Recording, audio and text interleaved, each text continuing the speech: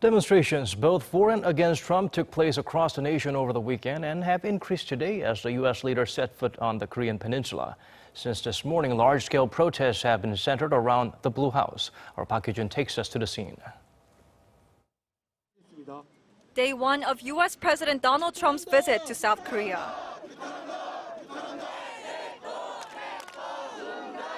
Despite the government's request for the public to refrain from intense protests and a full-strength police force in the city, large crowds have gathered close to the Blue House to march in protest. Thousands took to the streets of Seoul, holding signs with anti-war slogans, fearing the outspoken and controversial leader could disturb the peace on the Korean peninsula by threatening North Korea with his provocative words. This comes after months of tensions between the U.S. and North Korea, with both countries threatening to destroy each other.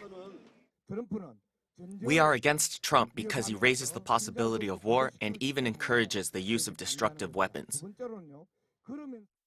These demonstrations began across the country last weekend. Protesters holding placards reading "No Trump, no war" and shouting that they want peace. The level of emotion shows that the majority of South Koreans want the nuclear crisis resolved through diplomacy, not bombs. But along those messages, there are also many here who are delighted with his visit. Although smaller in scale, conservative groups in favor of Trump welcomed the U.S. president in the belief that his actions may lead to the denuclearization of North Korea. I like that President Trump considers North Korea as the greatest enemy, like we do, and that he attempts to destroy the regime.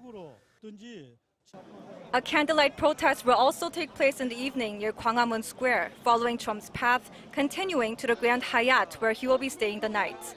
And the gatherings are expected to continue tomorrow near the National Assembly, where President Trump is scheduled to give a speech.